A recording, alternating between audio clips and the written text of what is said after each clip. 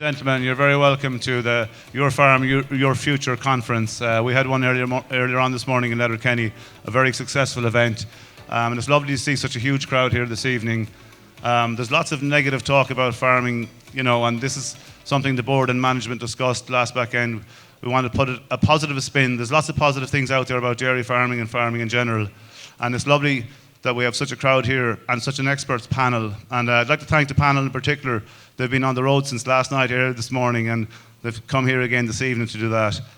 So we look forward to a great presentation. I'd love to thank you all again for coming. I'm going to introduce Damien, who's going to chair the meeting. Damien, formerly from RTE and currently working with ICOS on the EU affairs. So Damien, it's over to you. And I suppose I'd like to thank Stephen Blewett and Michael O'Brien as well, who put this presentation together and put a lot of work into organising all this. There's a huge amount of work going on in the background, and we hope you enjoy the evening and take something from it. So Damien, thank you, and we look forward to hearing from you. Thank you. And you introduce the speakers. Yeah. Thanks very much. I can leave this here.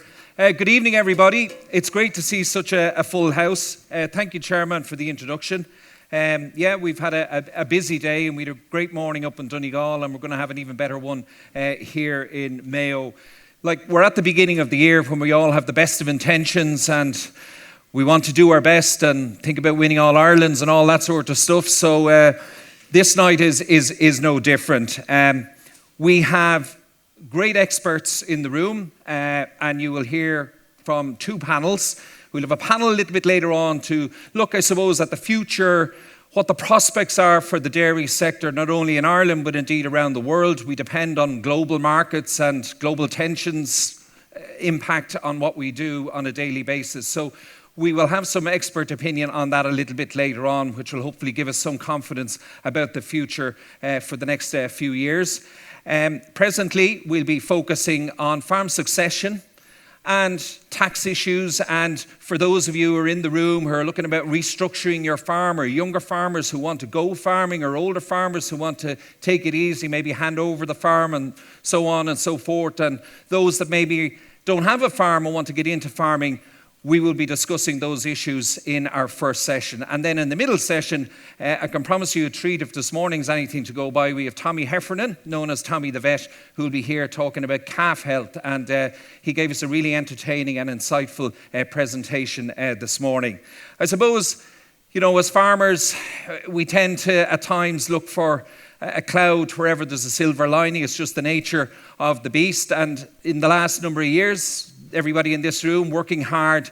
As farmers, it's a volatile business. Prices go up, prices go down. We depend on the weather, and a lot of other volatile outside forces impact on what we do and, I suppose, on what we get paid at the end of the day.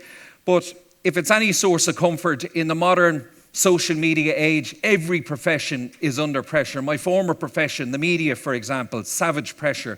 I have colleagues who are journalists that fear very much for their future. When you look at agriculture, you see last week where Bord Bia announced record sales of Irish food produced by people in this room, going to 71% of the world's countries. I think that's a fantastic vote of confidence in what you do. That continues to actually grow, and demand from all over the world for what we produce is growing. I'm living and working in Brussels as well, and we'll talk a little bit more a little bit later on about how Brussels and how farmers in other countries view the Irish dairy sector.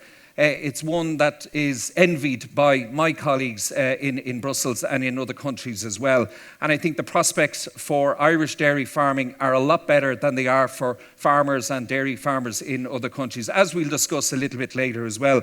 But just interestingly, before I came here at the weekend, there was a report published last week in Brussels. There's an organisation called Eurobarometer, and since 1974, their role as an observatory in the centre of Brussels is to gauge public opinion on a wide range of issues. It helps, I suppose, inform the Commission and politicians and governments about how people are thinking on various issues. And every time we open the Sunday newspaper, there's an opinion poll, and we've known that for the last 12 months with an election coming up. Opinion polls and surveys are being carried out all the time, how people are thinking about not only politics but other issues as well. And Eurobarometer, every 3 or 4 years, they focus on agriculture. So it came round to agriculture again, and basically they asked over 25,000 European citizens. It's a small enough sample, but still a very thorough sample of people in the EU 27 member states, what they thought about agriculture and the common agricultural policy. So it wasn't just farmers' opinion, it was the general citizens of Europe they were getting the opinion of. This survey was carried out last summer across Europe, and the results were published last week. And it's a detailed report. If you go to Eurobarometer, you can dig into it yourself to find out for yourself what people actually think, because it's quite detailed. But I bet you didn't know that 96% of Irish respondents to the survey said they recognise farming in rural areas as important for the future of the EU. 73% of Irish respondents said that agriculture has already made a major contribution to fighting climate change. And 82% of the respondents in Ireland, and this is reflected across Europe as well, but to a lesser extent, in Ireland it was 82% of those surveyed, this is members of the general public by the way, said that the common agricultural supports for farmers is either too low or just about right. Now, if you guys switch on your computer or sometimes switch on the television or switch on the radio, you feel that everybody's out to get you and everybody is out to get the farmers. Ladies and gentlemen, it is not the case. We listen too much to the noise, we focus too much on negativity. The vast majority of the people that we supply food to out there think we're doing a really, really good job. And on that positive note, I think it's a good time to introduce our first panel, and that will be the theme tonight, to talk positively, forget about the noise, and find out a little bit more about how we can better ourselves, be it in terms of how we farm on a daily basis, but also to find out a little bit more about the potential for the future of the sector and where the growth is actually going to come from. So our first panel to talk about farm succession and farm structure, I'll welcome to the stage Austin Finn, who's Special Projects Consultant with the Land Mobility Service. Aisling Meehan is Specialist Agri Solicitor with Aisling Meehan Agricultural Solicitors based in County Clare. Martin Clarke is Commercial Manager with IFAC. And Brian and Deirdre Hynes are a dairy farming couple from County Galway. So will you give them a round of applause and welcome them to the stage.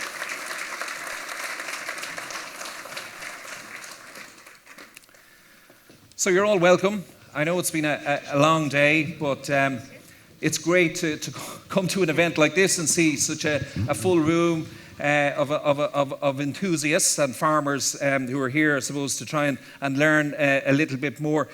Austin, I suppose, unlike many other professions, you know, people go off and they study what they want and they get a job or whatever. When it comes to agriculture, when it comes to farming, it tends to be a lot easier if you grew up on a farm if you want to go farming. It's a little more difficult if you're from the city and you want to go farming.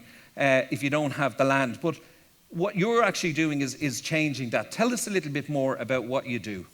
Yeah, the Land Mobility Service was set up in 2015, and a lot of people in this room are probably very aware of it because we've worked with Aurivo from day one. And what we basically do in its simplest terms is sort of match young farmers with landowners, particularly if in a landowner situation where there's no farming successor. Now, we also help families where there is a farming successor. And I suppose what we would be saying to everyone, and it's great to see such a good turnout here, everyone should be looking at what is the long-term future for their plan. Have you a farming successor? If you have, make a plan. What are going to be the steps? How are you going to get him involved in the farm? And Aisling referred to it later, like we're all good fans of the farm partnership mechanism, or adding the son or daughter onto the herd number. But if you don't have a farming successor, there are other options. And for people not to put their head in the sand, to explore those options. Some of the options mightn't work for you, but some of them might work for you. So they're very much worth exploring. And there are young people out there who might be from a farm, but there's not enough room for them at home, or have an interest in farming and have done the farming qualifications and have no land, and they are looking for opportunities. So that could be in a share or a lease with yourselves. So that's what we're about.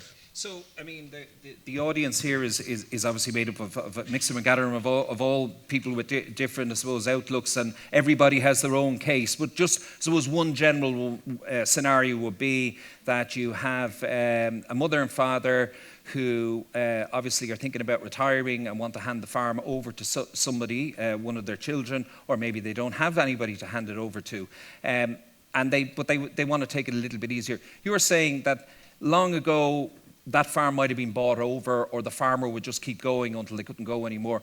Now there are options. Yeah. There is no need to do that, and that is probably the wrong thing to do, to try to keep the farm going yourself. Or if you are in, say, dairy and you have a good operation with good infrastructure, don't go down the road, say, right, I'll go into beef or might go into a bit of contract rearing, because your income will decimate. It's probably better to try to keep the farm going as a working dairy farm and look at options outside the family if there isn't something in the family. And the arrangements we have in place, like they work great. Any good examples? Like Deirdre and Bryan would be an example. They're operating 2 units, so we had this morning, we had Christopher Digimus with Billy and Anne McMahon. Well, maybe just tell that, because that's what I was going to ask. And we'll hear from Deirdre and Bryan. Their story is a very interesting one, just briefly, about Billy and Christopher. And tell us about them and how they've come together and how they're working. Yeah. I'll just tell you the story about Billy and Anne. So Billy and Anne, Billy was on the board of Aurivo, and that's how he first met me. But Billy had decided, he'd been farming 35 or 6 years. He decided, no, I've enough of this farm, and I built up the farm. But he wanted to see the farm staying as a working dairy farm. And he's up in Donegal. Like, Donegal wouldn't be the quickest in terms of moving with new trends and things like that, because these sort of things were going on in Cork and Clare and Wexford and Kilkenny long before places like Donegal. But we met with Billy and Anne, went through the options. He has a son and daughter. Both of them have good careers but not interested in farming. So we went through the options and we brought some people to Billy and Anne. One of those people was Chris, who was also originally from Donegal but was working on a farm outside of Donegal, and we had involved him in a share farming arrangement near Clare Morris, where he had built up equity in cows. So the two of them sat down and we worked a plan, and I suppose from day one, what was the most important thing, they were very open with each other and very clear what they wanted to do. So Billy wanted to retire, Chris wanted to go farming. He had some equity through his cows, but he wouldn't have had the finance to be able to take on the full lease and pay for everything up front. But we were able to put in a very secure arrangement where he bought into the cows and some of the machinery over time. And he's 5 years into that arrangement there, and it's working great. And the farm is every bit as good as it was when Billy was doing it. Billy is still involved. He does a bit of a contracting role in the farm, and it's still a working farm for the children. They'll probably never go farming, but it'll always be a working dairy farm up there. Yeah. So it's an excellent story, to be honest with you. It's a big change in a generation. It's something you wouldn't have maybe heard of long ago, but it's the way to go now. And it's great for we'll say, a dairy farmer wants to pull back. In the past, they might have maybe got rid of the dairy cows and brought in a few sucklers or a sheep or whatever. But for a farmer that says, this is a good dairy farm here, good land, I want to pull back a bit, it can stay as a dairy farm. And it works great for that. And it's far better scenario than someone trying to stay working until, God forbid, something happens to them when they get a kick from a cow and they can't do the work anymore, or they let the farm sort of slip back, Yeah. Okay, Aisling, just bringing you in at this point. So you're, I suppose, as a solicitor, dealing with a lot of the legal questions around this.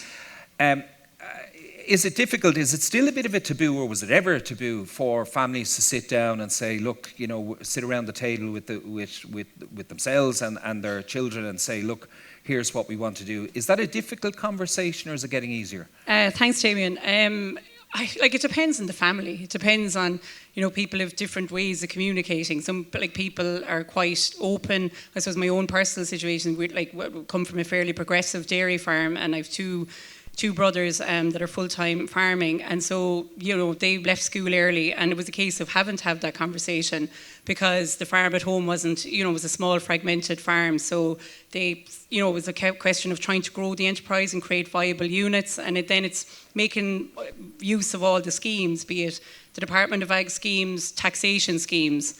And that's a lot of the work that I do now is, trying to make the most of the different opportunities that are there for young farmers to try and grow the enterprise and make viable units to it. People, I think, are very much informed by their own personal experiences. I find sometimes the younger generation can come, or people come at an earlier stage, maybe where they've had a bad experience, maybe where a will wasn't made, or they were expected to get land, or they weren't sure, they were sitting on the fence, and they kind of go, by God, I'm not going to let that happen to the next generation. And then, you have farmers that feel, okay, I was handed the farm early, that's when I should have got it, that's when I was more open to maybe taking, more chances, etc. And then you have the other extremes where, maybe a young person might contact me and they'll say, I've been here farming, but I find it quite frustrating. I can't get the conversation going. And then I'd often encourage them maybe to talk to, someone that the parents might speak to, or the trusted advisor, be it the accountant or the ag advisor, the person that comes in from the co-op, and just to try and sound them out to see, have you thought about it? And equally, I suppose, if someone comes to make a will, like I'd often say, wills change depending on people's circumstances and what ages and stages kids are at life.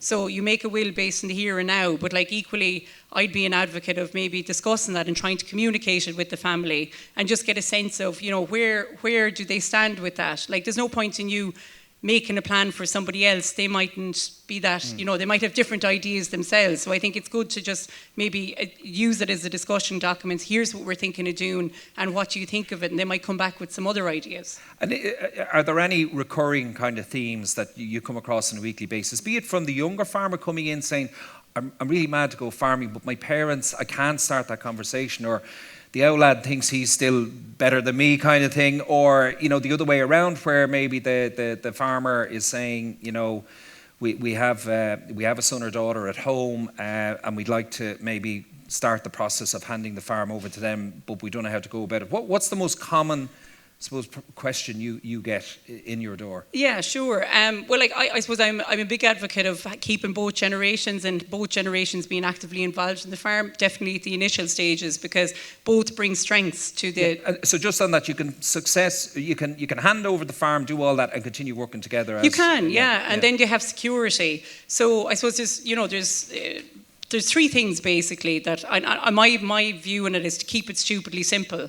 Because if you put terms and conditions around it, it's every lawyer's dream. So if there's a falling out, well, then it's all grey and it's all a muddle. Whereas if you keep it simple, well, then people are clear on what their expectations are. So, one is that as I call it, emotional and financial security for the parents, so that the parents can continue to have an income, they can live comfortably, and also if they go out their back door, they still feel like it's home.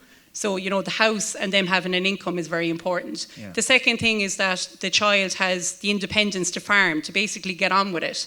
That there isn't kind of a carrot being dangled in front of them in terms of a bit of land the parents have held back, or maybe a house and said, well, if you don't, do what you're meant to do, that it mightn't come your way. And then equally, I suppose, with the fair deal, people are living longer. There's always a risk there that even parents' best intentions in the world, something could come in and put maybe part of the milking platform at jeopardy. So I think it's important that the younger generation is clear on what they have and they have the freedom to farm. And then thirdly, we'll call it non-farming kids.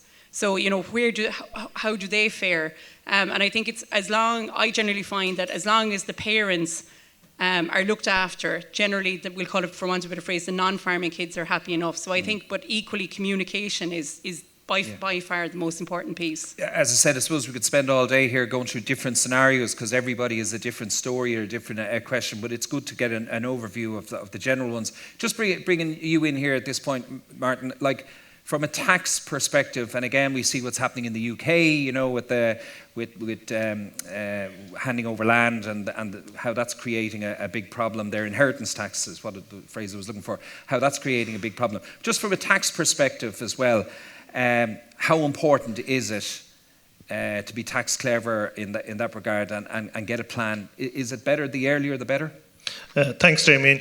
Yeah, so look, taxes are an integral part of it, and succession planning are two fancy words the professionals came up with for A, avoiding tax, B, avoiding conflict in families. That's really what it comes down to. So structuring of the farm transfers is extremely important. There are a number of tax heads involved. But again, we're very fortunate in the farming community to have very valuable reliefs. Agricultural relief and consanguinary relief for stamp duty and things like that makes it very, very manageable. Getting a little bit more difficult. We did have a very difficult time after the budget with some of the proposals that came in Section 89A, but thankfully they have been postponed. So again, very valuable reliefs. It's sensible to act. When you look at what's happening in the UK and caps and changes, it is a concern, but thankfully we don't have those here. And is there a good time to do it? Like, in other words, is there an age that you reach where the tax implications change? Yeah, so there are probably two relevant ages for particularly the younger person. So age 35 is when the stamp duty exemption ends. So if you have a young trained farmer, a green cert or other agricultural qualifications, they have a stamp duty exemption if they receive the farm up to 35. Sometimes this is confused with the young trained farmer top up that's currently available under cap, which is actually 40. IFA and MOCRA have been lobbying to get the 35 moved. It's been 35 for many years because I suppose the average age of when people are doing things now, getting married, is later in life and things like that. So there's lots happening between 35 and 40. But really 35 is the one to watch in terms of if you have a qualification. So anybody born in the room here, born in 1990, and they're thinking about taking over the farm at home, and the parents aren't playing ball, something better happens soon, or it's going to have a big difference. The clock is ticking, yes. Yeah. But the reliefs are very, very important, and putting your affairs in such ways that you can gain the reliefs. Yeah. Just both before I come to the guys at the end, to Brian and Deirdre, you kind of reminded me of something there, talking about making a will and preparing for the future and whatever. And I mean, I've experienced this. I know people in this situation. Talk to me about power of attorney and how important that is. And it might have affected people in this room as well. In other words, getting your affairs in place, getting a will in place, even when you're perfectly fit and healthy. Because unfortunately, as we know, accidents happen, people die suddenly, or dementia sets in or whatever like that. If you haven't got a will in place, what sort of problems does that create? Now, it's a question to both of you. Yeah, I suppose the will covers you in a situation when you die. Whereas if you're alive but you don't have capacity, you're kind of in limbo land.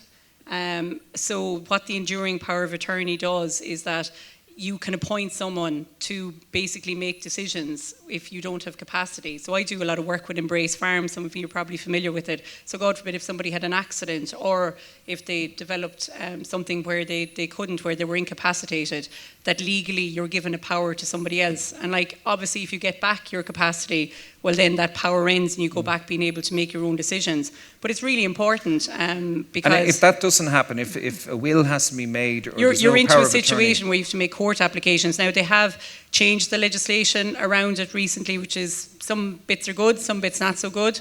But for, we'll say, people that are, computer literate, they can do a lot of the enduring power of attorney themselves. You just log on to the website and create the EPA, and then you just need to get a solicitor to sign off on it that you have capacity. So it's really, really useful to do that. Another thing, just while I think of it, it's really important to have a will where, obviously it's important to have a will, but especially if you have young kids, and I can't stress the importance of this as much. Like, if you don't have a will, and so property would go 2/3 to the spouse and 1/3 equally amongst the kids. But again, if they're adult kids, generally from a tax point of view, because I do a lot of tax planning as well, people would disclaim, the kids would disclaim, and then the surviving parent would decide who would get what and when. But if you have kids that are under 18, they can't disclaim. So you could end up having a heap of kids owning 1/3 of the share, and then down the line, trying to get that untangled can be a tax nightmare and a legal nightmare. And equally, if you have an incapacitated child, so a child with learning difficulties, equally they can't disclaim. So it's really easy to put a will in place. Like, I suppose, so that's often what stops people from putting a will in place, going, geez, I don't know what to do.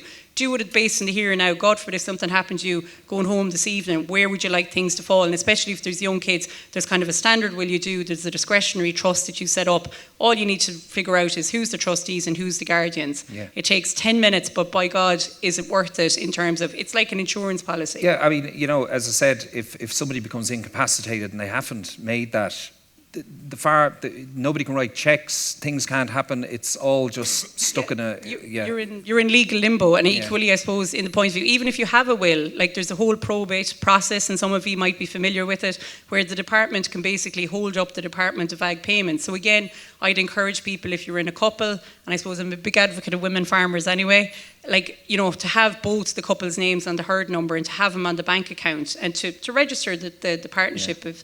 the partnership for tax, because often the spouse is on the title anyway, so it should, if it's properly done, it should be registered for tax, etc. All right, just very briefly, Austin, Martin, do you want to come in? Do you have anything to add, Martin? Yeah, no, look, I absolutely agree with everything Aisling says. Big fan of enduring power of attorney. I think it's very sensible for people who have significant assets. Lots of our dairy farmers and indeed some dry stock farmers operate through companies now, which is another complexity. So I think it's very, very sound advice and should be made in conjunction with your will. Okay, so Bryan and Deirdre Hynes, you're very welcome. Thank you very much for joining us here tonight. You're from Galway, and neither of you actually studied agriculture, which is interesting. So tell us a little bit more, Deirdre, about how you and Bryan met and how you got into farming and the whole background. So I grew up in a small suckler farmer in West Clare.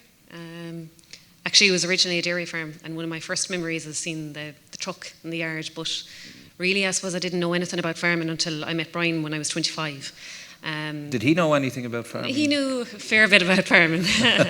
So, I suppose for me, I came out of university in 2009. So my primary degree was in general nursing, and it was the time of the economic crash. There was no prospects. So I suppose looking back, it was a blessing in disguise for me at the time, because I travelled, I went to London, had a really good time, got to work in loads of really good areas in nursing, and moved back home then in 2015.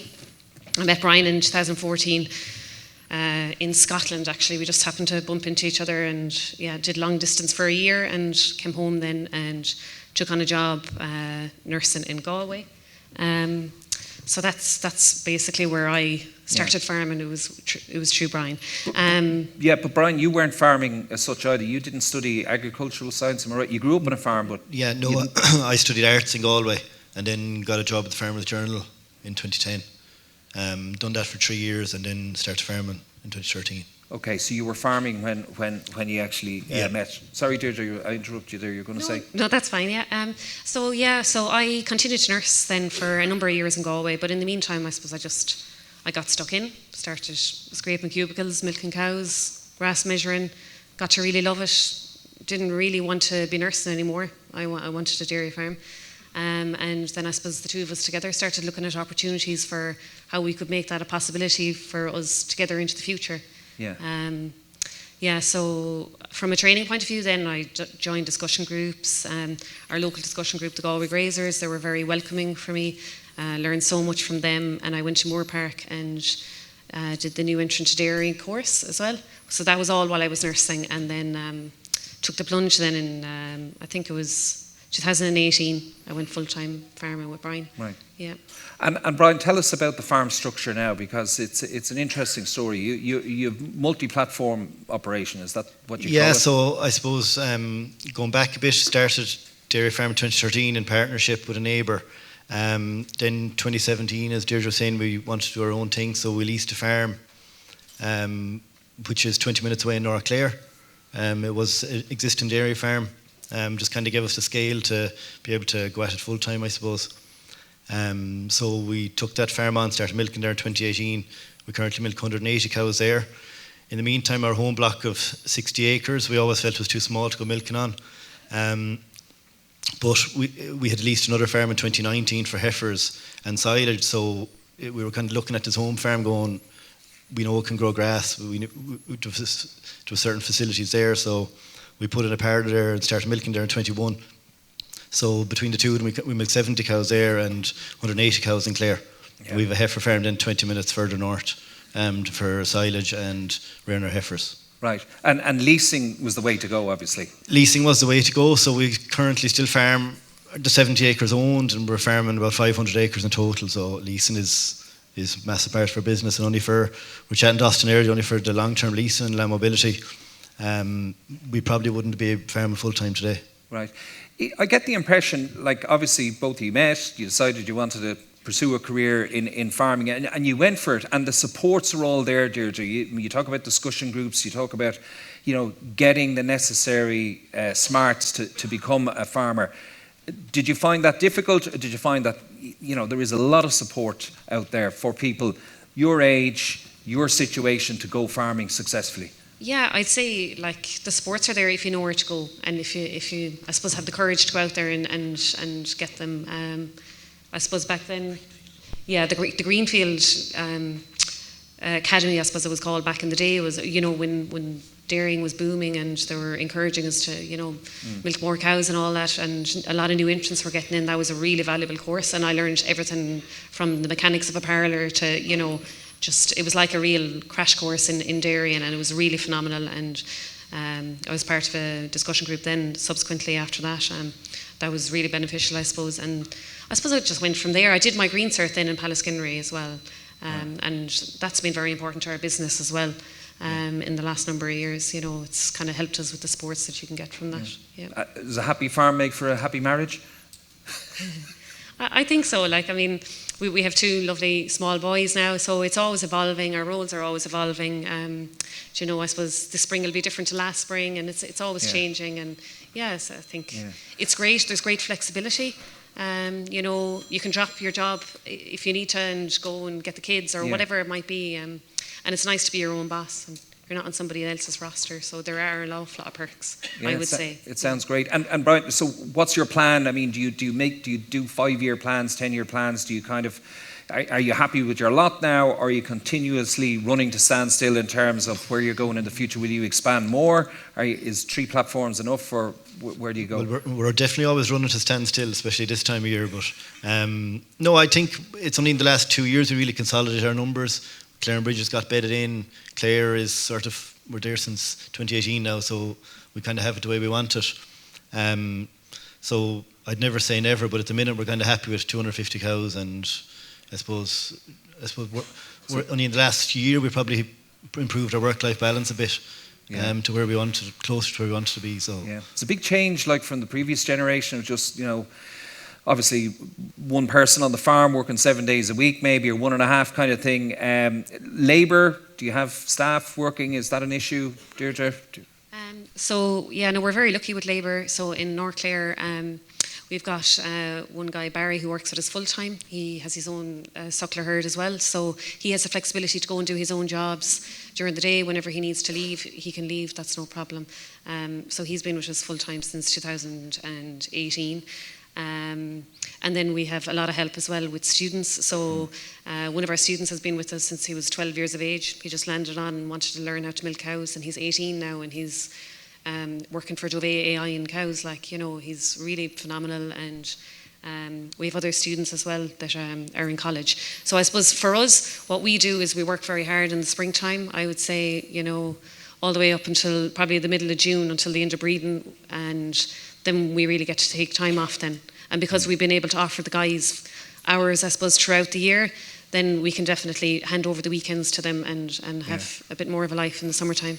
Yeah. Austin, do you want to come in there? And I suppose what made the lads so successful, when the opportunities did come up, they embraced them and they presented plans to the landowners. This is what we're going to do. So the landowners built confidence in them, and that has been, I say, fundamental to you. Like, you have great relationships with your landowners.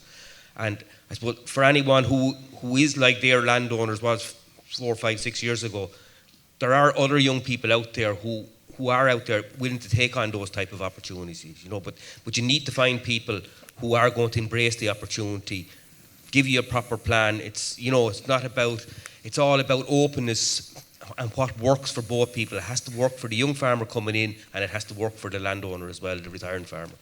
Yeah, Martin, just I was reading Farmers Journal last week. There was a similar conference on where a farmer was talking about land leasing, and we hear about land leasing, no-brainer, it's the only feasible way to actually get into dairying. Now, I'm no expert in the whole area of land sales and leasing and what's best, but I think there's a statistic in Ireland, any one piece of land only goes up for sale once every 400 years or 10 generations or whatever it is.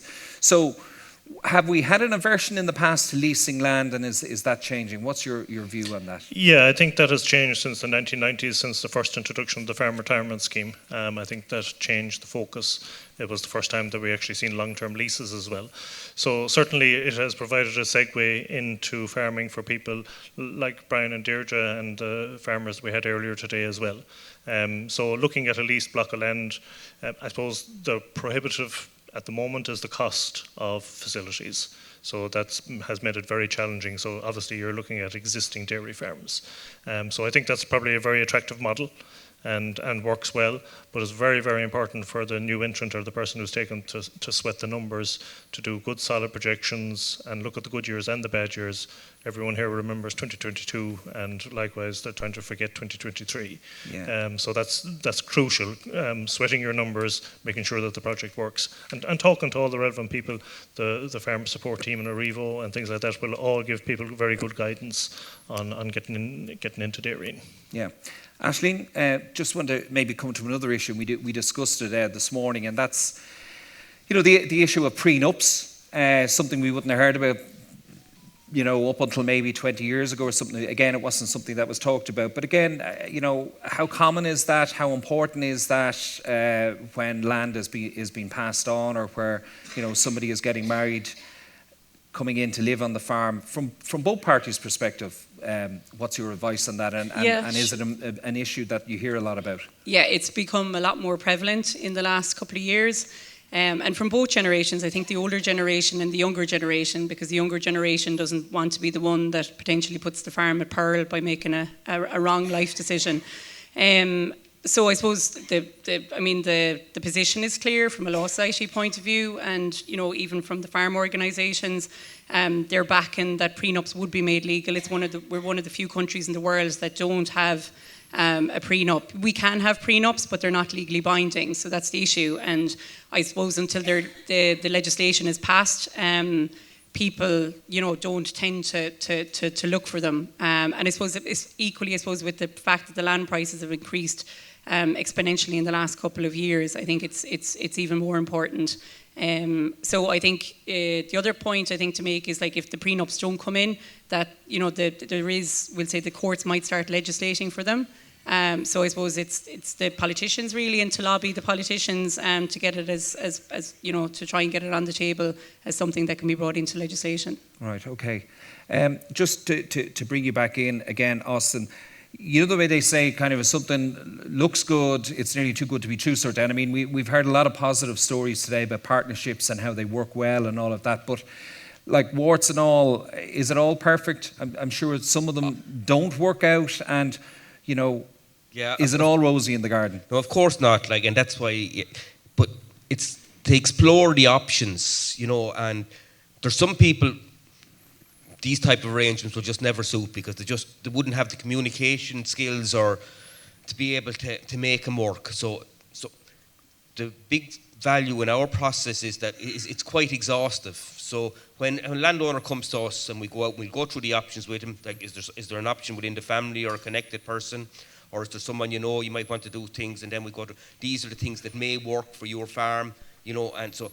Then if they say, right, we want to proceed, we mightn't be. I always tell people, keep an open mind for as long as possible. Then you start bringing people to the farm, and when they identify someone and their plan, this makes sense. That person makes sense to us, and then you start getting into the detail of making it work. But it is important to have good communications, and in the end of the day, everything is tied down to a legal contract, be that a lease, be it a share farm arrangement, be it a partnership arrangement, and that's where it'll be referred to the likes of Aisling to make sure that everything is done right, and the likes of Martin to make sure we're covering all the financials and the tax and all that. So it is a process. Is it a costly process at the beginning? No, well, I suppose legal, the land mobility side of it isn't costly because we've been supported by the likes of Aurivo and some of the other co-ops, so we're a sort of a subsidised service. Now, saying that there is still a cost with it, but it's not prohibitive, Yeah. So is there a grant? Were you saying earlier as well? There's grants for certain things. Like there's a number of grants. There's what they call a SPAG grant, which is a grant for getting advice in terms of succession planning. So that's available to anyone who has put in a BIS application in the previous year and is over the age of 60. Okay. But there's also a grant then for setting up registered partnerships and things like that. There would be no grant for setting up a lease as such, but at the same time, like if you go about it right, the overall cost isn't that much. It actually will work out much cheaper than one, doing nothing, and second, if you're just completely relying on going to an auctioneer or something like that where everything is just based on price. It's more about the journey and the process and identifying the option that suits the farm best and trying to identify a person that suits the farm. And that could be a person within the family or outside the family, because you always explore within the family. And we would have done arrangements where even though there mightn't be a farming successor in the family, there might be one of the family members who wants to be involved in the farm and involved in the farm arrangements, and there could be a farm company there and they could be involved in the company. So they can still be involved in an arrangement that's involving a third party. Okay. There are so many variables and things like that. And once there's a pie there that can be divided up, you can make almost anything work if you get the right people. Okay, all right. And your website, Land Mobility, how can people find you? If you just put land mobility into the internet, it'll come up. Your picture flashes up there like this. It's awesome. Yeah. And I'm going to go for a final word to Aisling and Martin in a moment, but just to yourself, Deirdre and Bryan, what's the best piece of advice you got, or were there pitfalls, a little bit of advice, make sure you don't do this, or what was the best piece of advice in getting to where you are? Not so much advice, but I suppose one of the things that really, helped our journey was I leased the farm off my parents at 24 and they signed it over when I was 28. So just that gave us the power to borrow money and to really grow our business from a young age. Deirdre, parting kind of positive kind of piece of advice for people here? I suppose just go for it. I suppose believe in yourself, and I know there's lots of support out there. You have to surround yourself by the best professionals. That's what I would advise, the best accountants, the best solicitors, get the best advice, land mobility services, they're all there to help you, as well as discussion groups. So there's an amount of people and an amount of information to support you, and and there's great friends in it as well. I've made so many friends over the last number of years, and and it's a lovely quality of life. So yeah. Sure, if it doesn't work out, you can go back nursing as well. I still have my registration, so yeah, that's good. There's always options. Yeah. Okay, all right. We've a tight schedule, so I'm going to just finish. Martin and anything else, Aisling? I want to give a mention, just the Commission on Generational Renewal. I'm on the Commission on Generational Renewal. It's the Department of Agriculture initiative. We have to report back to the Minister by the end of June, and it's hoping to feed into CAP reform, and it's on intergenerational renewal. So what's positive, what's negative, and there's stakeholder engagement at the moment. So it's open until the 31st of January, and then our group is due to meet some of the different stakeholders. So please, if you have any views, be they good, bad or indifferent, now is your chance to be heard. Okay, Martin? Yes, so finally on the tax, the most important items, I guess, really are planning, succession, and communication with the family. Aisling alluded to that. That's a big thing, sitting people down around the table and having that conversation. And the other one as well that we probably didn't mention tonight was the Fair Deal scheme as well. That's a genuine concern for farmers as well. But it's communication, planning, and acting on time. And those rules have somewhat changed, but there's a lot of information out there in relation to the Fair Deal scheme and how it actually operates. But it's overall a good scheme. A good scheme if you're the right side of it. Right. Yes. Okay. And the final one, I suppose, is family, siblings sorting out. So we have a farm and we have a successor, but then there may be other family members. So that's a big worry for people as well. So again, advice and consultation. All right. So, and Aisling Meehan can be found online as well if you have any further questions. And IFAC, you're local. You have an office here, and people will know you here. Just that generational renewal. It's a fancy phrase for getting young people into farming.